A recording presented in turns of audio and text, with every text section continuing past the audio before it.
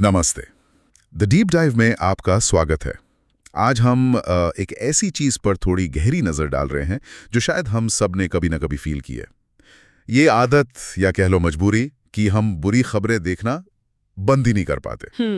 सोचा है कभी, जैसे रात को फोन हाथ में है या दिन में कहीं भी बैठे हुए हैं, बस स्क्रॉल करते जा रहे हैं, एक के बाद एक टेंशन वाली न्यूज। हाँ बिल्कुल। दिमाग कहता है बस कर यार, मूड खराब हो रहा है। हाँ। पर उंगलियां रुकती नहीं है। ये सिर्फ विल पावर की बात नहीं है। नहीं, बिल्कुल नहीं। इसके पीछे काफी कुछ इंटरेस्टिंग चल रहा है एक्चुअली। हमने इस फिनोमेना के पीछे के क्यों को समझने की कोशिश की है, कुछ साइकोलॉजिकल और न्यूरोलॉजिकल इनसाइट्स को एक्सप्लोर करके। तो चलो इसको अनपैक करते हैं। बिल्कुल। और इसको पॉपुलर कल्चर में डूम स्क्रॉलिंग कहते हैं, राइट? हाँ, डूम स्क्रॉलिंग। और ये डिजिटल एज का एक सिग्नेचर बिहेवियर बन गया है। इसके पीछे ना कोई एक सिंपल रीजन नहीं है। ये एक कॉम्प्लेक्स मिक्स है हमारी एवोल्यूशनरी हिस्ट्री का, यानी हम इंसान हजारों सालों में कैसे डेवलप हुए हैं, फिर हमारे ब्रेन की केमिस्ट्री, और डेफिनेटली जिस तरह से ये डिजिटल प्लेटफॉर्म्स और न्यूज़ फीड्स डिज़ाइन किए गए हैं, ये सब मिलकर हमारे बहुत पुराने डीप रूटेड सर्वाइवल इंस्टिंक्ट्स को एक नए तरीके से ट्रिगर कर देते हैं। इंटरेस्टिंग। तो ये पुराने सर्वाइवल इंस्टिंक्ट्स वाली बात से शुरू करते हैं। मतलब ये कोई नई चीज नहीं है जो सोशल मीडिया ने इन्वेंट की। ये पैटर्न हमारे अंदर पहले से था। हाँ, इसकी जड़ें बहुत गहरी हैं हमारे एवोल्यूशन में। आप इमेजिन करो, हजारों साल पहले का इंसान जंगल में या प्लेन्स में रह रहा है। उस टाइम इंफॉर्मेशन का मतलब था सर्वाइवल, सीधा सीधा। अगर कोई अच्छी इंफॉर्मेशन मिस हो गई, जैसे उस तरफ बहुत सारे फल लगे हैं, तो ठीक है, एक मील मिस हो गया, बुरा हुआ, बट लीथल नहीं। ओके। लेकिन अगर कोई बुरी इंफॉर्मेशन मिस हो गई, सावधान वहां शेर घूम रहा है, तो इसका नतीजा वो सीधा मौत हो सकता था। राइट। जान है तो जहाने वाली बात। एग्जैक्टली। तो इस कांस्टेंट प्रेशर की वजह से हमारे ब्रेन्स में एक नेगेटिविटी बायस डेवलप हो गया। नेगेटिविटी बायस? हाँ, मतलब हमारा दिमाग नेचुरली नेगेटिव इंफॉर्मेशन को, पोटेंशियल थ्रेट्स को पॉजिटिव या न्यूट्रल इंफॉर्मेशन से ज्यादा वेटेज देता है, ज्यादा इंपॉर्टेंस देता है। अच्छा। हम उसे ज्यादा जल्दी नोटिस करते हैं, उस पर ज्यादा फोकस करते हैं, उसे ज्यादा डीपली प्रोसेस करते हैं और उसे ज्यादा स्ट्रांगली याद रखते हैं। ये एक सर्वाइवल मैकेनिज्म था बेसिकली। समझ गया। जैसे वो एग्जाम्पल देते हैं ना कि अगर झाड़ियों में कुछ आवाज हुई, हाँ, तो जो इंसान सोचता था हवा होगी, उसके चांसेस कम थे सरवाइव करने के, कंपेयर टू उसके जो सोचता था कहीं कोई जानवर तो नहीं। वो अलर्ट हो जाता था। बिल्कुल वही, एग्जैक्टली वही पॉइंट। और आज हजारों साल बाद भी हमारा दिमाग फंडामेंटली वैसे ही वायर्ड है। तो जब हम अपने फोन पर कोई बुरी खबर देखते हैं, कोई नेचुरल डिजास्टर, कोई वायलेंट घटना, कोई पॉलिटिकल अनरेस्ट, कोई नई बीमारी, हमारा एंशिएंट ब्रेन उसे एक पोटेंशियल थ्रेट की तरह ही रजिस्टर करता है। अच्छा।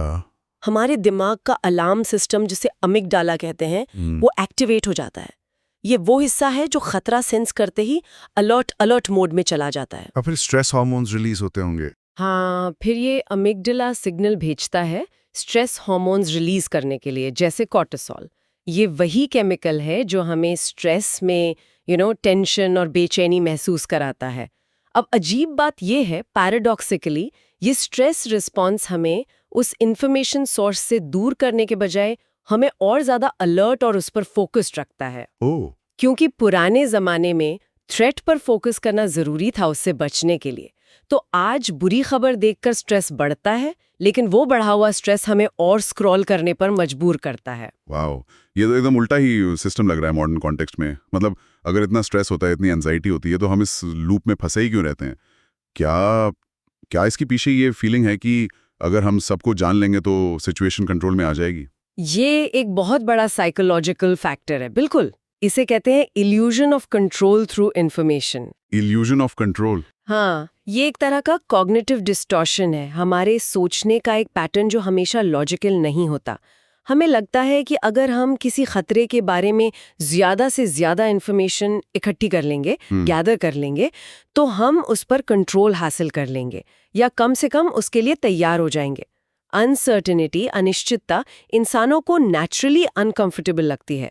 तो इन्फॉर्मेशन गैदरिंग इस अनसर्टेनिटी को कम करने का एक डिफॉल्ट तरीका है। जैसे कोविड के टाइम पे हुआ था, शायद सबसे बड़ा एग्जाम्पल। हर कोई हर मिनट अपडेट्स चेक कर रहा था, कितने केसेस आए, कहाँ लॉकडाउन लगा। परफेक्ट एग्जाम्पल, बिल्कुल। या कोई बड़ा नेचुरल डिजास्टर हो या इलेक्शन रिजल्ट्स आ रहे हों, हमें लगता है कि इन्फॉर्म्ड रहने से हम प्रोएक्टिव बन रहे हैं, हम खुद को या अपने लव्ड वंस को बचा पाएंगे। लेकिन ये इल्यूजन है, खासकर जब इन्फॉर्मेशन इतनी ओवरवेलमिंग हो और हमारे पर्सनल कंट्रोल से बिल्कुल बाहर हो। पर होता तो उल्टा है ना। मैंने तो नोटिस किया जितना ज्यादा स्क्रॉल करो ऐसी खबरों को उतनी टेंशन बढ़ती है, कम तो होती ही नहीं। एग्जैक्टली और यही तो इसका सबसे बड़ा पैराडॉक्स है। ज्यादा इन्फॉर्मेशन कंज्यूम करने से एंजाइटी बढ़ती है, फॉर श्योर।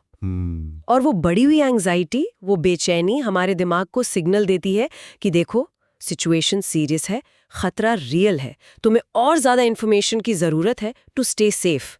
तो हम एक विशियस साइकिल में फंस जाते हैं। Scroll, anxiety increases, brain signals need for more info, scroll more, anxiety increases further. Oh God. हमारा दिमाग उस बढ़ी हुई फिजियोलॉजिकल अराउजल को, जैसे दिल की धड़कन तेज होना, थोड़ा पसीना आना, इस बात का सबूत मान लेता है कि खतरा बहुत बड़ा है और कंटिन्यूअस विजिलेंस जरूरी है। ये तो काफी कॉम्प्लिकेटेड लग रहा है। मतलब सिर्फ साइकोलॉजिकल नहीं, कुछ केमिकल लेवल पर भी हो रहा है। ब्रेन केमिस्ट्री का क्या रोल है इसमें? क्या ये किसी एडिक्शन जैसा है थोड़ा? हाँ, न्यूरोकेमिकल एस्पेक्ट भी बहुत इंपॉर्टेंट है। इसमें डोपामीन रिवॉर्ड सिस्टम का एक क्रूशल रोल है। डोपामीन को अक्सर फील गुड केमिकल कहा जाता है, पर ये उससे कहीं ज्यादा कॉम्प्लेक्स है एक्चुअली। ये मोटिवेशन, एंटिसिपेशन और रिवॉर्ड सीकिंग बिहेवियर से जुड़ा है। Reward seeking? लेकिन बुरी खबर में क्या रिवॉर्ड है? मुझे समझ नहीं आया। यही तो ट्रिक है। जब हम स्क्रॉल करते हैं तो हमें नहीं पता होता कि अगले स्वाइप पर क्या मिलेगा। राइट। शायद कोई नॉर्मल पोस्ट हो, शायद कोई बहुत इंपॉर्टेंट अपडेट हो, शायद कुछ शॉकिंग हो। ये अनप्रिडिक्टेबिलिटी, कभी रिवॉर्ड मिलना, कभी नहीं मिलना, इसे कहते हैं variable ratio reinforcement schedule. Variable ratio, ये शेड्यूल थोड़ा इजी करके बताओ ना। सिंपल एग्जाम्पल है स्लॉट मशीन। कसीनो में आप लिवर खींच रहे हो, आपको नहीं पता कब जैकपॉट लगेगा, शायद अगली बार, शायद उसके अगली बार। यही चीज आपको लिवर खींचने पर मजबूर करती रहती है। डूम स्क्रॉलिंग में भी थोड़ा वैसा ही होता है। अच्छा। हमें नहीं पता कि अगली पोस्ट में कोई क्रिटिकल पीस ऑफ इंफॉर्मेशन मिलेगा या नहीं। इस एंटिसिपेशन में हर स्क्रॉल के साथ हमारा ब्रेन थोड़ा सा डोपामीन रिलीज करता है। ये डोपामीन हमें खोज में लगाए रखता है। May be the next scroll will have the answer, may be the next update will clarify things. ये फीलिंग आती रहती है। तो डोपामीन सिर्फ अच्छी चीजों से नहीं, बल्कि इस एंटिसिपेशन से, इस शायद कुछ मिल जाए वाली फीलिंग से भी आता है। सीरियसली? एग्जैक्टली। डोपामीन नई इन्फॉर्मेशन की नॉवेल्टी से भी ट्रिगर होता है, चाहे वो इन्फॉर्मेशन नेगेटिव ही क्यों ना हो। और बुरी खबरों में एक चीज होती है इमोशनल इंटेंसिटी। हाँ, वो तो है। वो गुस्सा, डर, दुख, आउटरीच पैदा करती हैं। ये स्ट्रॉन्ग इमोशंस एक तरह का फिजियोलॉजिकल अराउजल पैदा करते हैं जो दिमाग को स्ट्रेंजली कंपेलिंग लगता है, इंटरेस्टिंग लगता है। तो हम एडिक्शन की तरह इसके आदी हो जाते हैं। जरूरी नहीं कि अच्छा फील करने के, बल्कि कुछ इंटेंसली फील करने के। वो नमनेस से बेटर लगता है कभी-कभी, भले ही फीलिंग नेगेटिव हो। Okay, this is getting really interesting. एक और चीज मैंने सुनी थी कि हमें अधूरी चीजें ज्यादा परेशान करती हैं या याद रहती हैं। जैसे कोई सस्पेंस मूवी बीच में बंद हो जाए तो दिमाग उसी में अटका रहता है। क्या इसका भी कनेक्शन है इसे? बिल्कुल सही पॉइंट है। उसे साइकोलॉजी में ज़ाइगार्निक इफेक्ट कहते हैं। ज़ाइगार्निक इफेक्ट, ओके। हाँ, ये हमारी टेंडेंसी है कि हम इनकम्प्लीट टास्क्स या अधूरी नैरेटिव्स को पूरी हो चुकी चीज़ों से ज़्यादा स्ट्रांगली याद रखते हैं और उनके बारे में सोचते रहते हैं। उनका एक मेंटल वेट होता है। अब सोचो, breaking news, developing stories, ongoing crisis, ये सब बाय डेफिनेशन अधूरी कहानियां हैं। इनका एंड अभी नहीं हुआ है। और हमारा दिमाग क्लोजर चाहता है, रेजोल्यूशन चाहता है। प्रिसाइजली। हमारा दिमाग ऐसी अनरिजॉल्व्ड सिचुएशन से नेचुरली अनकंफर्टेबल फील करता है। एक साइकोलॉजिकल टेंशन बिल्ड होती है जो रेजोल्यूशन मांगती है। हमें जानना होता है आगे क्या हुआ। और सोशल मीडिया प्लेटफॉर्म्स और न्यूज़ आउटलेट्स इस ज़ाइगार्निक इफेक्ट को ब्रिलियंटली एक्सप्लॉइट करते हैं। वो न्यूज़ को छोटे छोटे फ्रैगमेंटेड अपडेट्स में देते हैं। Breaking now, developing story, live updates. हाँ, कांस्टेंट अपडेट्स। ये सब हमें कॉन्स्टेंटली एक स्टेट ऑफ एंटिसिपेटरी इनकम्प्लीशन में रखते हैं। मतलब उम्मीद के अभी कुछ और आने वाला है। मतलब हर अपडेट रेजोल्यूशन का प्रॉमिस करता है पर देता नहीं, बल्कि और सवाल खड़े कर देता है। ऐसा ऐसा? एग्जैक्टली, बिल्कुल। हर अपडेट हमें थोड़ी सी इन्फॉर्मेशन देता है जो ज़ाइगानिक टेंशन को मोमेंटली कम करता है, लेकिन साथ ही ये भी सिग्नल करता है कि कहानी अभी बाकी है। तो हमें लगता है कि बस अगले स्क्रॉल में, अगले रिफ्रेश में शायद पूरी पिक्चर मिल जाएगी, शायद क्लोजर मिल जाएगा, पर वो कभी नहीं मिलता क्योंकि न्यूज़ साइकिल चलती रहती है।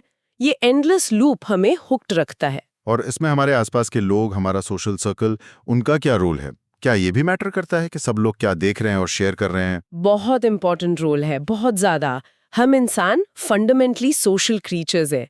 जब हम किसी नई या अनसर्टेन सिचुएशन में होते हैं तो हम नेचुरली दूसरों को देखते हैं क्यूज के लिए कि हमें कैसे रिएक्ट करना चाहिए। इसे सोशल प्रूफ कहते हैं। Social proof, right. अगर हम अपने सोशल मीडिया फीड पर देखते हैं कि हमारे सारे दोस्त, फैमिली, कॉलीग्स एक पर्टिकुलर बुरी खबर पर ही बात कर रहे हैं, उसी को शेयर कर रहे हैं, उसी पर रिएक्ट कर रहे हैं, तो ये हमारे दिमाग को सिग्नल भेजता है कि हाँ, ये चीज वाकई इम्पोर्टेंट है, इस पर ध्यान देना जरूरी है। तो हमारा डर या एंजाइटी वैलिडेट हो जाती है एक तरह से कि हाँ, मैं सही सोच रहा हूँ। तो जरूर कोई बात होगी, मुझे भी सीरियस होना चाहिए। और जब हम अपनी चिंता एक्सप्रेस करते हैं तो वो दूसरों को सिग्नल देता है।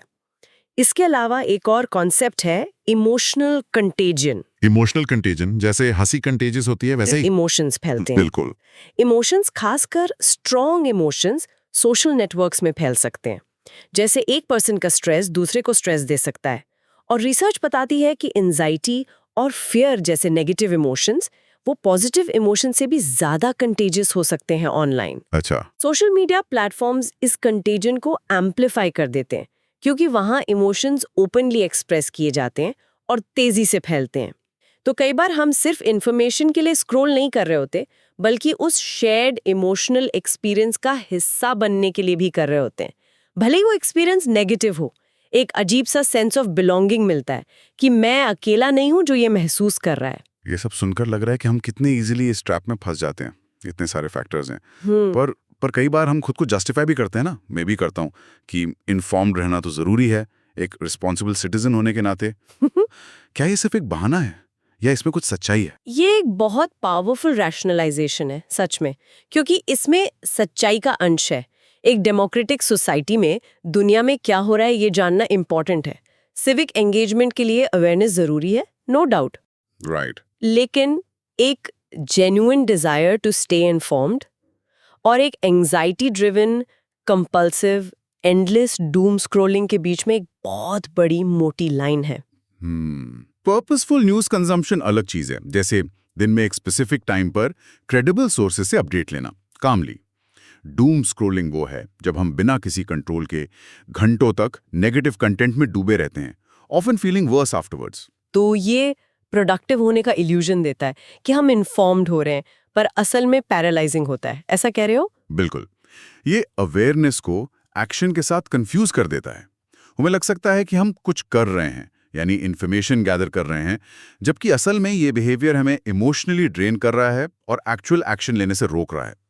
वो टाइम और एनर्जी जो हमने माइंडलेस स्क्रॉलिंग में लगाए, वो शायद किसी कंस्ट्रक्टिव काम में लग सकती थी। किसी कॉज को रिसर्च करना, वॉलंटियर करना, लोकल कम्युनिटी में हेल्प करना या सिंपली रेस्ट करना ताकि हम बेटर फंक्शन कर सकें।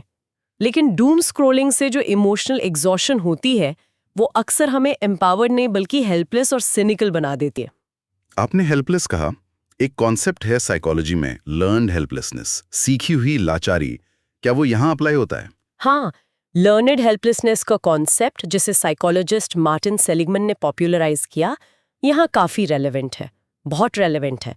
इसका बेसिक आइडिया ये है कि जब कोई इंडिविजुअल बार बार ऐसी नेगेटिव सिचुएशंस फेस करता है जिन पर उसका कोई कंट्रोल नहीं होता, ठीक है, और वो इवेंचुअली कोशिश करना ही छोड़ देता है, भले ही बाद में सिचुएशन कंट्रोलेबल हो जाए, एक सेंस ऑफ पैसिविटी, एक निष्क्रियता डेवलप हो जाती है कि मैं कुछ नहीं कर सकता तो ट्राई करने का क्या फायदा। और डूम स्क्रॉलिंग इसको कैसे फीड करता है, कैसे बढ़ावा देता है? देखो, जब हम लगातार ग्लोबल स्केल के क्राइसिस की खबरें देखते हैं, क्लाइमेट चेंज की डेवस्टेटिंग रिपोर्ट्स, बड़े बड़े political conflicts, pandemic, social injustice, ये ऐसी प्रॉब्लम्स हैं जिन्हें हम एज इंडिविजुअल सॉल्व नहीं कर सकते।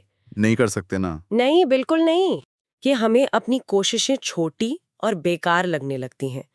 ये constant exposure to uncontrollable negative events हमारे अंदर एक गहरा सेंस ऑफ पावरलेसनेस और हेल्पलेसनेस पैदा कर सकता है।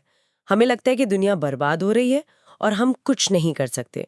ये फीलिंग एक्शन लेने के लिए मोटिवेट करने के बजाय अक्सर हमें पैरालाइज कर देती है, रोक देती है। तो फिर भी स्क्रॉल क्यों करते रहते हैं? अगर इतना लाचार फील होता है तो रुक क्यों नहीं जाते? ये बात समझ नहीं आई अभी भी। यहाँ एक और पैराडॉक्स है। अजीब लग सकता है, लेकिन कुछ लोगों के लिए लगातार स्क्रॉल करते रहना इस हेल्पलेसनेस को मैनेज करने का एक डिसफंक्शनल तरीका बन जाता है, एक coping mechanism, but a bad one. अच्छा। कैसे? अगर हम प्रॉब्लम्स को सॉल्व नहीं कर सकते तो कम से कम हम उन्हें विटनेस तो कर सकते हैं, उनके साक्षी बन सकते हैं। ये पैसिव कंजम्पशन हमें एक बहुत ही मिनिमल सेंस ऑफ एंगेजमेंट देता है। मैं देख रही हूँ, मैं अवेयर हूँ। इसके लिए वो इमोशनल एफर्ट नहीं लगता जो एक्चुअल एक्शन लेने के लिए चाहिए होता है। ये एक तरह से लाचारी में भी एक्टिव रहने का इल्यूजन देता है। At least I am watching. Phew, ये तो काफी कुछ है प्रोसेस करने के लिए। हमारे एवोल्यूशन से लेकर brain chemistry, psychology, social dynamics तक सब इन्वॉल्व है इस एक सिंपल सी स्क्रोलिंग की आदत में। तो अब सबसे बड़ा सवाल, इस साइकिल को तोड़ें कैसे? अगर कोई इस पैटर्न में फंसा हुआ महसूस कर रहा है तो वो क्या कर सकता है? What are the solutions? सबसे पहला और इम्पोर्टेंट स्टेप तो यही अवेयरनेस है जो हम डिस्कस कर रहे हैं। ये समझना कि ये कोई पर्सनल वीकनेस नहीं है, ये कोई कैरेक्टर फ्लॉ नहीं है, बल्कि ये एक अंडरस्टैंडेबल रिस्पॉन्स है हमारे करंट इन्फॉर्मेशन एनवायरनमेंट का। ये अंडरस्टैंडिंग ही थोड़ी पावर वापस देती है, एजेंसी देती है। सही है। Knowing is half the battle type. हाँ, काइंडा। इसके अलावा कुछ कॉन्क्रीट स्ट्रैटेजीज ट्राई की जा सकती हैं, प्रैक्टिकल चीजें। ओके, जैसे कि? एक तो है खबरें देखने का एक टाइम फिक्स करें, बाउंड्री सेट करना। दिन में 1 या 2 बार स्पेसिफिक ड्यूरेशन के लिए, जैसे सुबह 15 मिनट या शाम को 20 मिनट डिसाइड कर लो। बाकी टाइम न्यूज एप्स के नोटिफिकेशंस बंद रखो। इससे न्यूज कंजम्पशन इंटेंशनल बनता है, ना कि हर खाली मोमेंट में डिफॉल्ट एक्टिविटी। हाँ, ये तो कंट्रोल वापस लाने जैसा है। Sounds good. और दूसरा, क्लोजर की तलाश करें। वो ज़ाइगानिक इफेक्ट याद है? हाँ, अधूरी कहानियां। राइट। तो सोशल मीडिया की छोटी फ्रैगमेंटेड अपडेट्स के बजाय कोशिश करें कि किसी टॉपिक पर एक पूरा आर्टिकल पढ़ें या एक डॉक्यूमेंट्री देखें या एक अच्छी एनालिसिस सुन लें। कंप्लीट नैरेटिव्स ज़ेगनिक इफेक्ट की टेंशन को कम करती हैं, जो एंडलेस स्क्रॉलिंग कभी नहीं कर सकती। कॉन्टेक्स्ट मिलता है, सिर्फ हेडलाइंस नहीं। ओके, ये पूर्णता की तलाश वाली बात इंटरेस्टिंग है, क्योंकि सोशल मीडिया तो बिल्कुल उल्टा करता है। उसकी डिज़ाइन ही ऐसी है कि कुछ पूरा ना लगे, हमें वही तोड़ना है। एग्जैक्टली। तीसरा पॉइंट इसी से रिलेटेड है। नेगेटिविटी बायस को कॉन्शियसली बैलेंस करें, क्योंकि हमारा दिमाग नेचुरली नेगेटिव पर फोकस करता है। हमें कॉन्शियस एफर्ट करके पॉजिटिव, होपफुल या सोल्यूशन ओरिएंटेड स्टोरीज भी ढूंढनी चाहिए। अच्छा। ऐसे जर्नलिस्ट या पब्लिकेशंस को फॉलो करें जो सिर्फ प्रॉब्लम्स नहीं, सोल्यूशंस भी हाईलाइट करते हैं। कंस्ट्रक्शनल न्यूज जिसे कहते हैं। हाँ, ये टॉक्सिक पॉजिटिविटी नहीं है, ये सिर्फ रियलिटी का पूरा स्पेक्ट्रम देखने की कोशिश है। सही बात है। दुनिया में सिर्फ बुराई नहीं हो रहा, शायद हमें ढूंढना पड़ता है अच्छी चीजें। बिल्कुल। चौथा, और ये मुझे लगता है बहुत पावरफुल है, कंजम्पशन को एक्शन में बदलें। कैसे? जब भी डूम स्क्रॉल करने की स्ट्रॉन्ग अर्ज हो, पॉज करें, 1 सेकंड रुकें और खुद से पूछें, इस इशू के बारे में मैं कौन सा एक छोटा सा मैनेजेबल एक्शन ले सकती हूँ या ले सकता हूँ। वो एक्शन कुछ भी हो सकता है। किसी रेलेवेंट कॉज को थोड़ा सा डोनेट करना, ऑनलाइन पिटिशन साइन करना, अपने लोकल रिप्रेजेंटेटिव को ईमेल लिखना, किसी फ्रेंड से कंस्ट्रक्टिवली इस बारे में बात करना या सिंपली उस टॉपिक पर और डेप्थ में रिसर्च करना। एक स्पेसिफिक गोल के साथ, नॉट एंडलेसली। अच्छा। छोटे से छोटे एक्शन भी हेल्पलेसनेस के फीलिंग को कम करके एजेंसी का एहसास दिलाते हैं, पावर वापस आती है। ये पैसिव एंजाइटी को एक्टिव एजेंसी में बदलने जैसा है। Nice, I like that. और कोई स्ट्रेटजी? एक आखिरी। हाँ, एक आखिरी चीज जो थोड़ी प्रैक्टिस मांगती है। अपने थॉट्स और फीलिंग्स को ऑब्जर्व करना सीखें, मेटाकॉग्निशन प्रैक्टिस करें। मेटाकॉग्निशन मतलब अपने सोचने के बारे में सोचना। हाँ, सॉर्ट ऑफ। जब आप खुद को डूम स्क्रॉल करते हुए पकड़ें तो खुद को जज करने के बजाय, ओ मैं फिर से कर रही हूँ, जस्ट नोटिस करें, अभी मेरे शरीर में क्या हो रहा है, क्या शोल्डर्स टेंस हैं, सांस हल्की है, मेरे दिमाग में क्या थॉट्स चल रहे हैं, क्या मैं कैटास्ट्रोफी इमेजिन कर रही हूँ। ये सेल्फ अवेयरनेस बिना जजमेंट के उस कंपल्सिव बिहेवियर से थोड़ी डिस्टेंस क्रिएट करती है और आपको चूज करने का स्पेस देती है कि क्या मुझे अभी ये कंटिन्यू करना है या मैं कुछ और कर सकता हूँ। तो अगर इस पूरी बात को रैप अप करें, तो ये जो हमारी टेंडेंसी है लगातार बुरी खबरें कंज्यूम करने की, ये असल में हमारी कोई मॉरल फेलिंग या कैरेक्टर फ्लॉ नहीं है। It's not our fault basically. बिल्कुल नहीं, एब्सोल्युटली नॉट। ये एक बहुत ही प्रिडिक्टेबल ह्यूमन रिस्पॉन्स है एक ऐसे इंफॉर्मेशन एनवायरनमेंट का जैसा पहले कभी एग्जिस्ट नहीं करता था। एक एनवायरनमेंट जो हमारे सबसे पुराने सर्वाइवल इंस्टिंक्ट्स को हाईजैक कर लेता है। हमारे ब्रेन्स इवॉल्व हुए थे इमीडिएट लोकल थ्रेट्स पर ध्यान देने के लिए, ना कि रियल टाइम में ग्लोबल ट्रेजेडीज और क्राइसिस के कांस्टेंट बराज को प्रोसेस करने के लिए।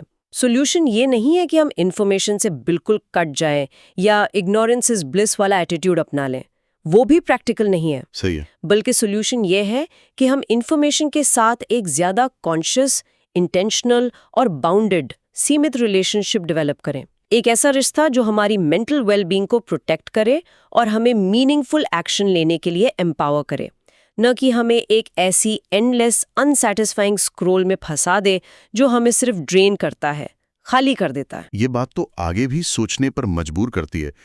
एक फाइनल थॉट, अगर हमारा दिमाग नेचुरली इस तरह वायर्ड है और इन्फॉर्मेशन का फ्लो फ्यूचर में और भी तेज और ओवरवेलमिंग होने वाला है, तो क्या हमें consciously mental defence mechanisms develop करने पड़ेंगे? जैसे हम फिजिकल हेल्थ के लिए इम्यूनिटी बिल्ड करते हैं, क्या वैसे ही मेंटल रेजिलियंस के लिए एक्टिव स्ट्रैटेजीज जरूरी हो जाएंगी इंफॉर्मेशन ओवरलोड से बचने के लिए? Just a thought. Okay, so we hope you liked our today's discussion. For more such discussions, subscribe to our channel, Talk and Heal. See ya.